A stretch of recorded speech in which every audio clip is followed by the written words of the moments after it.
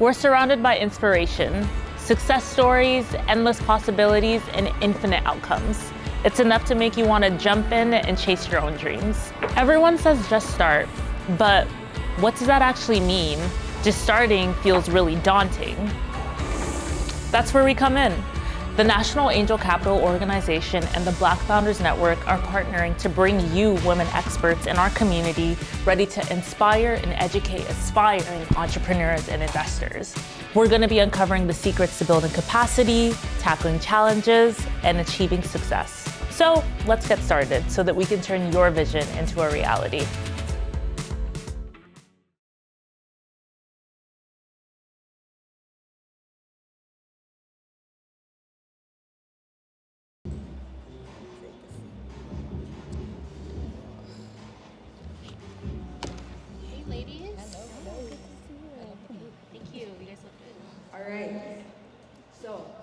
Before we get started, I actually want to ask you guys to do like a 30-second pitch of just explaining who you are.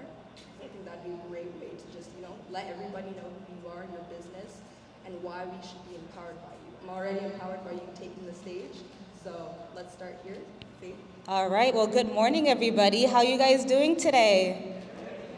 All right, it's good to see everyone. So like she said, my name is Faith Ganda, and I am the founder of Ganvas Events, Joy Stay Rentals, and co-founder of Ganvas Beauty. I did start 3 businesses in less than 3 years, so I'm now a full-time entrepreneur. I've been through it all, the ups, the downs, and all of that, so I'm really excited to be sitting on the panel today, and hopefully I can share some insight that will help you guys. Amazing. Give her a hand of applause. That's amazing.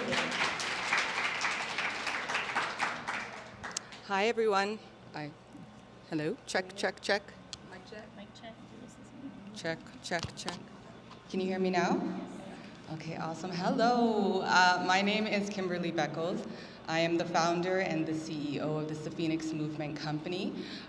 We are a startup that is a movement for mental health. We have been working with organizations, schools, developing student leadership opportunities, and giving individuals an opportunity to feel calmer, process trauma, undo bodily connections that are hurting us mentally and physically. And I have myself gone through many injuries, so I'm taking a lot of the things that I've learned in school and learned through lived experience, and I'm here to share it with you all today.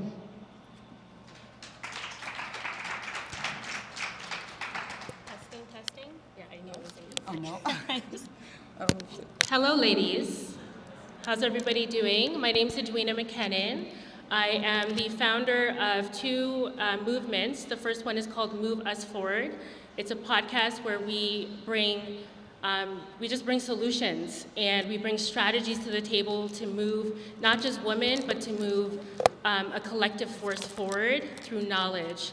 And I am the founder of a company that's just launched called FuturIQ, where we look at educating individuals on a movement, which is artificial intelligence. We're looking to demystify the concept around AI, and we're looking to level up and be ahead of the curve with this movement. So just really quick, turn to your neighbor. Really quick, guys, turn to your neighbor and say, it's nice to see you. Let's lighten up the room a little bit. It's nice to see you. Amazing. Awesome. All right. And then lastly, I'm just going to intro myself real quick. I'm Erica Effa, founder of Erica 2 Agency, where I help bring the mid-stage businesses, direct-to-consumer, nonprofit tech, get visible, scaled, and content. So from strategy to execution, you can hopefully increase your reach, structure your pipeline, and build an authentic community, because that's what matters, not your money. And not saying, but even needs that. Cool. All right. So getting into the panel questions. I would love to know, what strategic opportunities do you believe are currently emerging for female entrepreneurs in today's business landscape, and how can we tap into these opportunities? What is that here? Yeah, I definitely think we're in a wonderful time where it's cool to be a woman. I mean, it's finally been cool. It's always been cool, but finally the world is recognizing that and is acting on it. So that means that there's a lot of funding that's available for women now, There's a lot of funding that's available for Black women now. There's a lot of funding available for young Black women. So I think with that being said, there's a lot of opportunities for us to take advantage of that. And the good thing is once you apply for any sort of grant or funding opportunity, whether you get in or not, you're most likely on their mailing list, which means if you didn't get in this time around, next year you automatically be notified and you can apply again. So I think just always be on the lookout for what opportunities are available in terms of accessing funding. I also think that now there's a nice, interesting space for women to really be themselves. A lot of us, we wear many hats, whether you're a mother, an entrepreneur, a wife, whatever the case may be, we wear a lot of hats. And I think right now we're in a time where you could share all aspects of your life and possibly monetize on that. So with social medias, I see a lot of people sharing different aspects of themselves, especially women. So if you're a lifestyle creator, you can also share your business content, your lifestyle content, your travel content. You're able to be multifaceted, and I think that's really a beautiful thing. So those are some trends that I'm seeing, as well as technology. So I think there's a lot of space for us to automate our businesses using technology, just being aware of what you can take advantage of to basically make your life a lot easier by taking advantage of technology. So those are some of the trends that I'm seeing right now that we can take advantage of as women in business.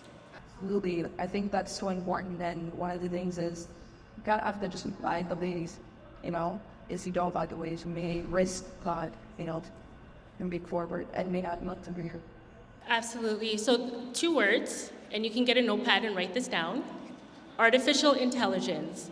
We are at a brink that we have never seen before, an unprecedented time. And I just want to really just break this down because when we think about artificial intelligence, we've placed it in a box thinking that it's tech. And this is not a tech thing. This is not a buzzword. This is actually something that's going to change every industry. So when we think about artificial intelligence and we think about business and we think about women and female and strategies, I don't know if anybody remembers when the internet was first being built and we thought it was just going to, just affect one little sector. AI, which is artificial intelligence, is one of humans' greatest invention. And if we look at the females in this room and we're thinking about how can we get a part of this, now's the great time to be a part of it. And if you're looking at business, the biggest advice I have for you right now is not to create AI companies, but is to create businesses that are AI bulletproof. Because if you don't have a business right now that is AI bulletproof, guarantee within the next 3 years your business probably won't be a business. And I say that very lightly, but it's actually a reality check for a lot of people in here that have companies that are still in survival mode. If you're one person right now working in your business, wearing many hats, and trying to do it all, marketing, sales, everything, I'm gonna tell you right now, you can actually have a team of 100 by leveraging AI, not managing 100 employees, but by managing the technology. So that's my biggest takeaway right now, is that if you have a business and you're working in the business and not on it, now's a great time to leverage AI. Go home and start to educate yourself on artificial intelligence because it is taking the world by storm. I want to plug this in really quick. Last night I was reading an article. It's a company called Claude. They actually just came out and they said that they can actually replace 700 customer service jobs by leveraging AI. So this is a wake-up call for everybody in the room. Now is the time to get educated. Now is the time to level up with your knowledge, read more, get in spaces more, because if we're thinking about it, a lot of us love to build glass boxes around us. We don't want to talk about the things that we're doing because we think we're in fear of, they're going to take my dream, they're going to take my vision. Hello? Somebody's trying to cut me off. But I do want to, sorry guys, the mics are not working with me. I just want to get this message out. We are in a time that's never been. This is a beautiful time as women to be able to leverage AI. Thank you. Well, I'd love that. Yeah, I think, can you hear me? Check. I really do think that Faith and Edwina hit a lot of the key points right on the head: community and technology. As women, I feel that we have a lot of community, but we don't tap into it properly. And there's opportunities with a lot of brands that are out there. But we're missing that drive to say, I deserve this too. So I think a trend I've been seeing a lot within women, especially since I do a lot of wellness work, is confidence. Believing in self and affirming and saying, yes, I can, yes, I am, yes, I deserve it. So that is what I would mention as a trend, is tapping into self, creating that belief in self, and creating systems around you that can keep you going, because with AI and this community without self, we are unable to move forward. Absolutely, and I think that is such. Yes, give her a hand, please. We always do it, especially as Black women. So, thank you. All right, and the next, I'm going to ask you all individually different questions. So, we'll start with Edwina. In navigating the entrepreneurial journey, what specific resources have proven valuable to youth, whether it's mentorship, funding networks, or industry-specific support? Do you want to hold this one for me? I love to talk about this in all my talks. Confidence. That's the biggest thing that has worked for me in my entrepreneurial journey, is confidence. Having a council of people around you, that is going to allow you to be comfortable with leveling up. Relationships, and I talk about this. My two sisters, I always talk about this. We have a group that we started back in about 2018. I'm really bad with time, but 2018 we have a group that is called Boss Ladies. That was the title of our group. We developed a relationship that whatever we spoke about was business and becoming multimillionaires. So everything that in this group that we spoke about was always just leveling up. This year we changed the group name to Millionaire Boss Ladies. So if you're thinking about, okay, what is it that I can do right now in my entrepreneurial journey to level up? Get yourself some confidence that you can get on the phone with, and you're not talking about other people, and you're not talking about social media, or Jada Pinkett and Will Smith, but you're talking about strategies for businesses, right? You're talking about my girlfriend Amanda. We go toe-to-toe every day, guys. We talk. Tracy, I have a lot of girls in the audience, sorry, but we spend a lot of our time on the phone talking about strategies on how we're gonna level up. Be around people that you can actually talk about your dreams.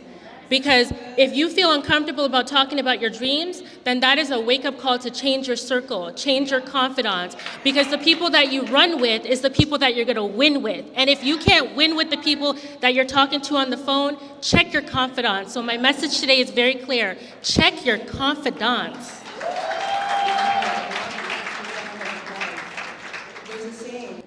I just wanted to say one thing to mentorship. A lot of us don't have a lot of money for mentorship. Podcast. Everybody needs to get on the podcast wave, because guess what? These conversations that are happening in podcasts right now, this used to be to a select group. We never used to be privy to the conversations that are happening on podcasts right now. When you're driving in your car, when you're at the gym, when you're laying down, turn on a podcast, because once you start listening to that podcast, you're gonna move 5 steps forward. And now I'm done. That was was that? Or, find your community, Leadingladiesconnect, BFN, those are the pieces. Are there industry-specific trends or shifts that women entrepreneurs should be aware of on formulating their business strategies? Are there industry-specific trends or shifts that women entrepreneurs should be aware of on formulating their business strategies? So I'd love for you to talk in Brexit, Sapphenix movement. Maybe give us like an example from the interest. Guys, I'm a wellness person, so all my conversations will always be, the trend is women are burning out. Women are burning out at rapid rates because we are givers first. How many in this room would say that you spend a lot of your time for someone else? Can you raise your hand? One. And how many of you say that you have burned out? Raise your hand, please. Now, can we keep those hands up? Because I'm my script, right? Now, how many of us, if we keep our hands up, please just participate a little while longer, if you know how to handle your burnout, please stop your hand. You. And this is the trend, right? our community, not just as women, but as Black women, we face a lot of history that we are trying to undo. And it starts with being able to shift how we prioritize through time. I think Edwina was so key about your confidants, right? We have to check our circles, right? Of who do you talk to? Are they elevating you? Not only that, you have to check what you're putting in your body. You know, are you eating well? Are you eating consistently? I still struggle, and that's okay, right? I find need to also reflect and on are we being patient with ourselves? Again, think about it. The last time you messed up or you didn't do something perfectly, how did that affect your work? How did that affect your family? How did that affect your mental health? How was that impacting your physical health? And those are the trends that we're seeing. And so at Sapphenix, that's why we have this space of movement for mental health, because as a woman, I believe that women hold up the world. We do things in different ways. No offense to the men or the green. We do things in different ways that men cannot do, even if they try. And without us, the ball doesn't roll the same. So those are the trends I'm seeing, and it's really, really important for us to tap into that and to reset and recharge and get going. No, was like, yeah, if you don't, by next time it gets exercise and home experience burnout, and it's serious, you have to address it, and you don't. At the end of the day, you can't pour from a cup that's empty, right? So, thank you. David, consider the unique challenges that women entrepreneurs face. What strategies do you recommend for accessing and maximizing available resources?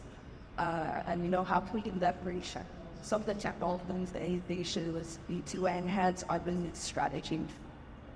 Absolutely great question. Testing?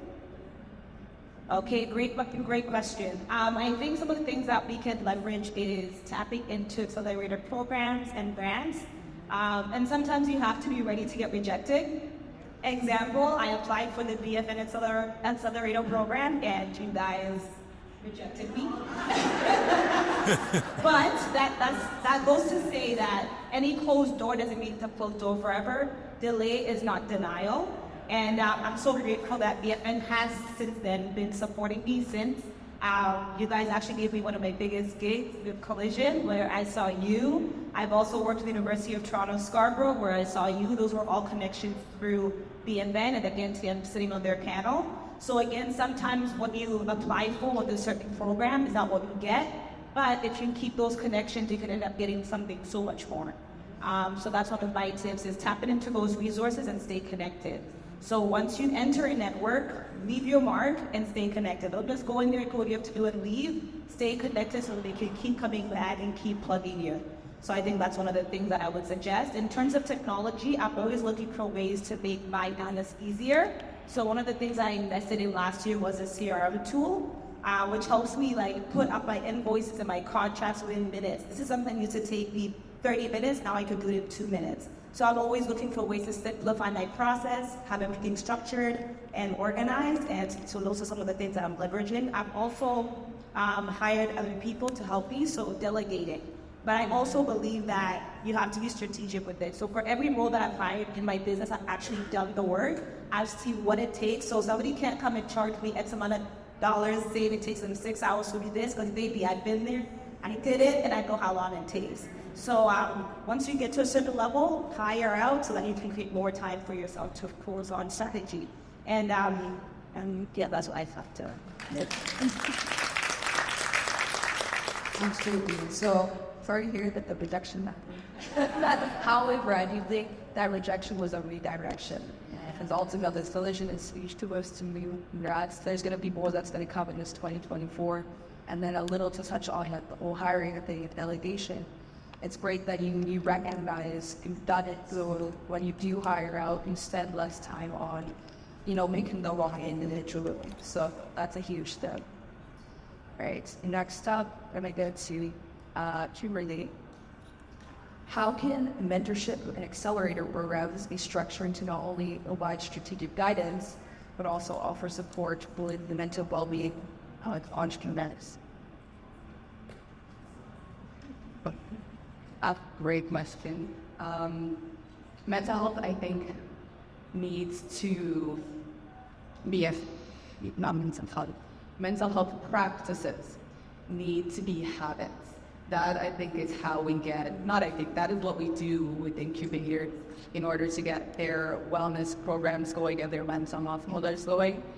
When I think about wellness and when I think about it in terms of organizations, I think about it as a body. You know, let's say the brain is management in the C-suite and the heart is the community and the body is what you experience, right? In order to have a good experience in your body and move forward, your heart has to be in it too. So it all connects, the body, your heart, your mind. How are you putting them together in order to reach mental health and mental wellness and feeling at ease, right? So when you're looking at an incubator program, it has to be embedded at every level, right? It can't be that only the person who needs help is the one who's active. It has to be the person who is also in charge of the organization, because, you know, if the top is doing it, the bottom does it too. It kind of just trickles down like water.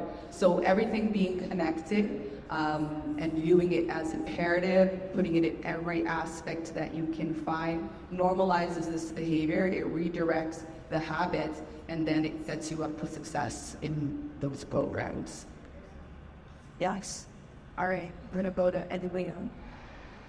Can you talk about how, you know, female entrepreneurs effectively navigate the funding opportunities and investment landscapes? I think my advice to this is, with entrepreneurship, it's a mindset shift. People like to say I'm an entrepreneur, but when I got into entrepreneurship really young, I realized I'm not an entrepreneur, I'm actually a salesperson.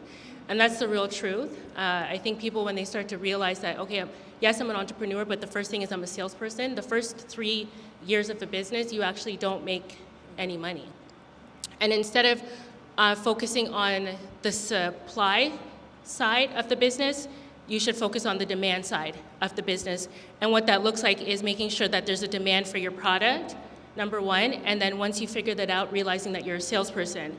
When you realize you're a salesperson and you start to leverage your sales skills, you can actually pitch better. So when you show up to meetings, I think there was a survey that said about 71% of, because there's a lot of Black entrepreneurs in here, Black entrepreneurs are not ready for pitch and funding conversations.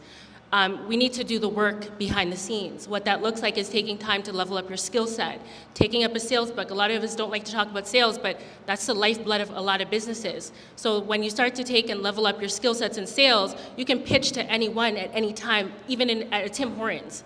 So another thing is when pitching and funding, start talking to people. Showing up. When I was actually really young in sales and I was growing my book of business, and I talk about this all the time, I was about 18 years old and I had no idea what I was doing. But I used to go and show up to Starbucks and Tim Hortons on the weekend, just talking to anyone that could hear me and listen to the business idea that I had.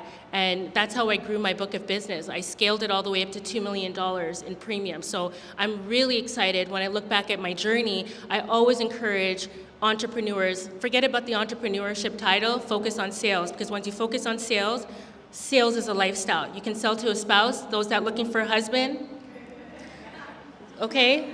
Like, you have to start somewhere. So start there, start looking at sales as a skill set, one of the main skill sets that you can ever keep refining in life and leveling up. I hope I answered the question. Absolutely, yeah, I think so.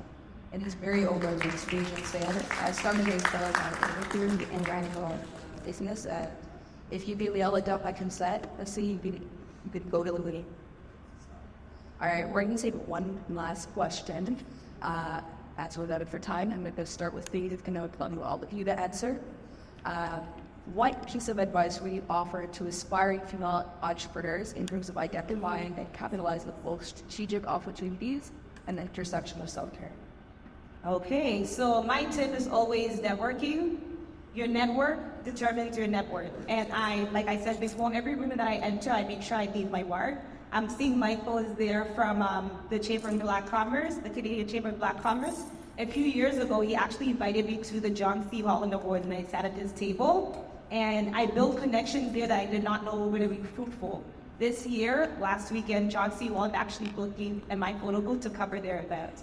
So I just say that to say, like, everywhere that you go, plant your seed, network your way up, because the relationships you're building right now, it might not be fruitful right now, but a year from now, 2 years from now, 3 years from now, they're gonna bear their fruit.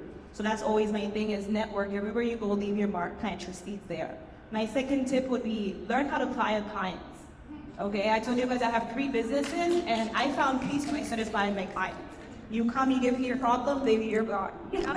Not all money is good money, right? So for me, I really look for peace in my clients, and that's just been a huge game changer. Now I have my ideal clients, it's stress-free, we have good relationships, and that's not to say that if you're unhappy with my services that you can't come talk to me. You can, I won't fire, I promise, but there's a way to do it. Respect has to be maintained, right? So finding your clients will save you so much headache. Another tip that I would have for entrepreneurs today is to clap for yourself. This journey is so difficult, and let me tell you, there's been days where I didn't make any money. But what kept me going was the fact that I kept clapping for myself. And there's a speaker that's going to be on the panels later on, so you ready? She shared some amazing tips on scaling it to dollars, which is anytime something good happens in your life or in your business, track it down and write it down.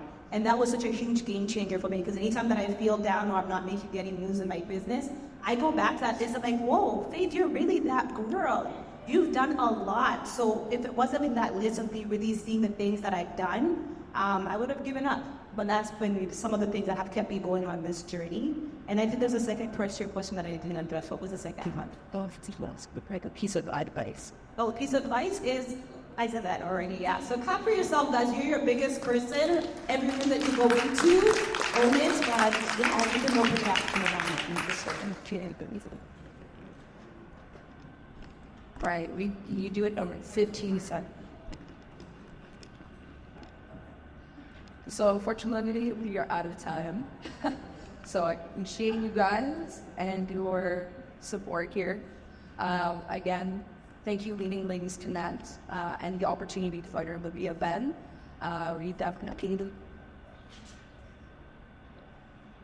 Okay, so we are going to move on to the next panel. I would really encourage you guys, when we're out here during the networking opportunities, please engage with all these 3 ladies and their amazing businesses.